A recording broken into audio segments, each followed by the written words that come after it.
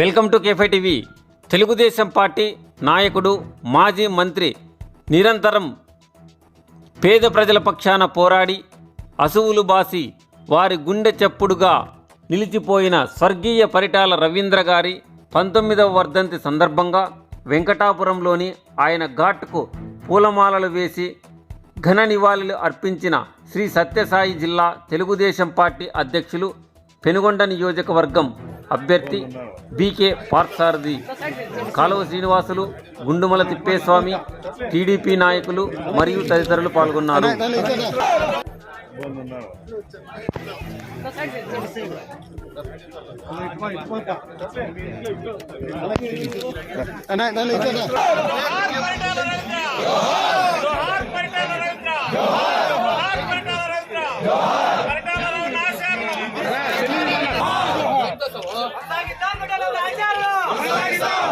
ఒక్క సెకండ్